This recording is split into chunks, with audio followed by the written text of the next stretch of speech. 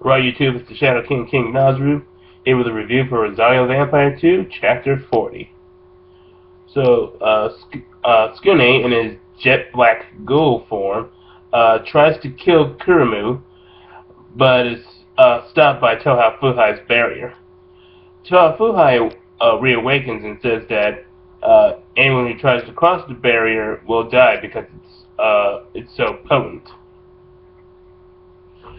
Uh, and just by observing how Tsukune was so willing to kill Kurumu, who was very dear to him, he realizes that Tsukune's new form has lost any sense of reason and only falls on instinct, and will probably kill anybody he sees.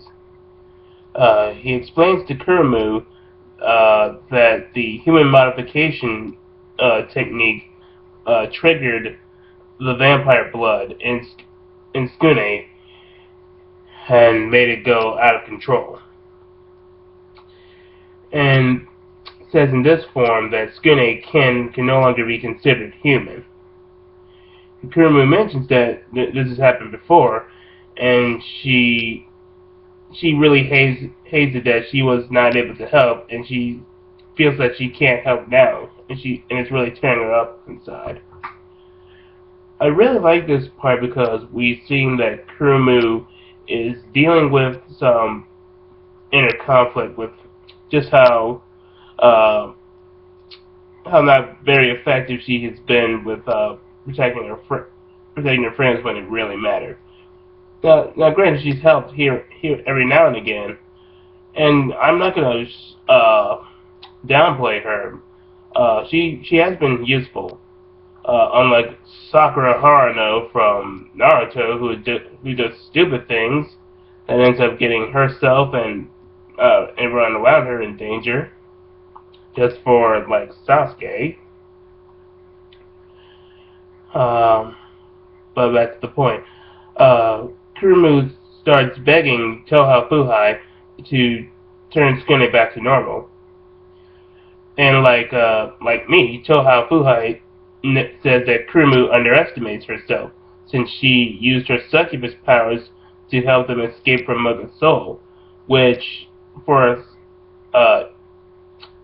is pretty advanced for her age, since this is kind of like something succubi are rarely able to do, and even if they are able to do it, it doesn't happen until they're more mature. So yeah, like I probably said this before, but it's like Kurumu is a prodigy when it comes to her succubus powers, but everything else, like academics, yeah, she's not very good. Oh, if only she was better at that. Toho hopes that he can muster a little bit more monster energy to finish the human modification operation, and if it's successful and he manages to pierce Tsukune's heart, Tsukune will go into a dormant pupa-like stage until the transformation is complete. Toho tries to stick the final needle in Tsukune's heart, but Tsukune does an aerial dodge and punches Toha Fuhai so hard that it creates a beam with a huge shockwave. And the others see this outburst of energy and sense something is wrong. And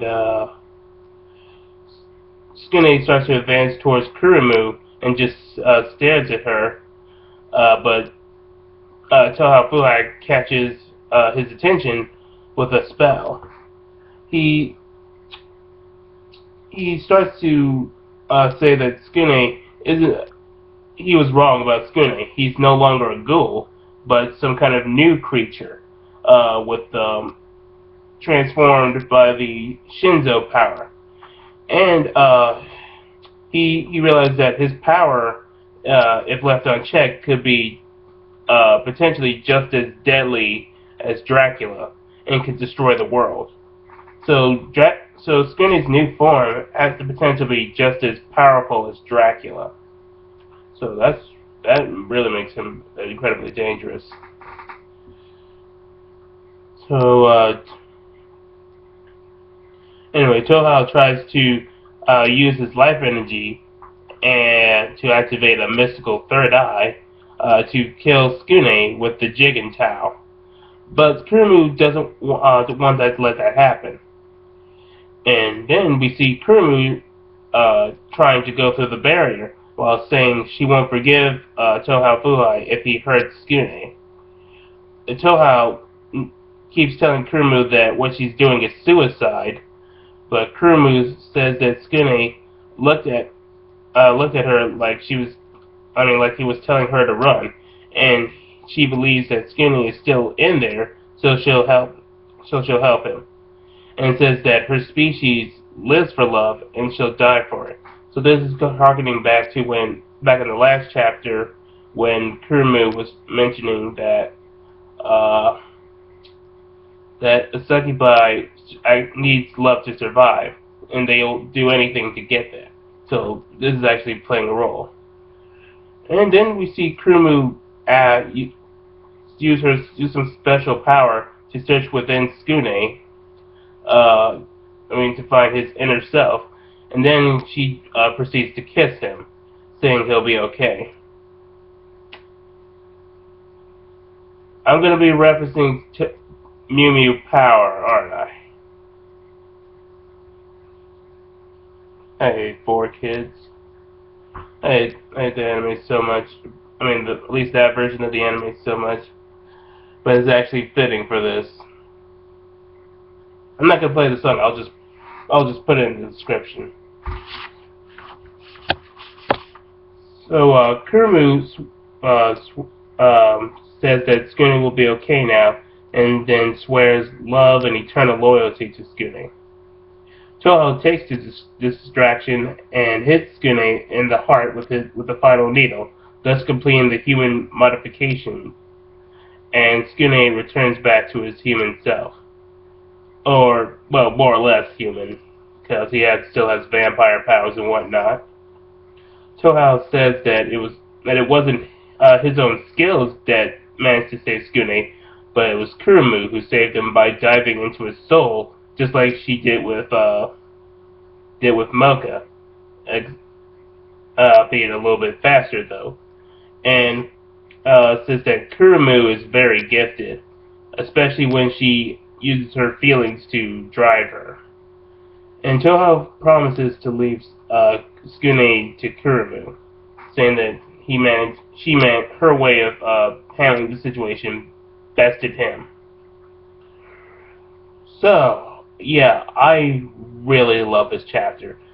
It really delves into how Kurumu decides that she's no longer standing on the sidelines and is finally going to try to take the situation into her own hands and try to save the people who are mad at her, specifically Tsukune. And we also got to see just how powerful the Shinzo blood is, especially with Tsukune, who wasn't in control of it, but is so potent that he could potentially be as powerful as Dracula. And that pretty much covers everything. So yes, this very, very well done chapter. And next time we'll check out in chapter 41. So everybody stay tuned, because next video I'm going to be doing my review of Frank Miller's Sin City movie. Well, done by Robert Rodriguez, but you get the idea.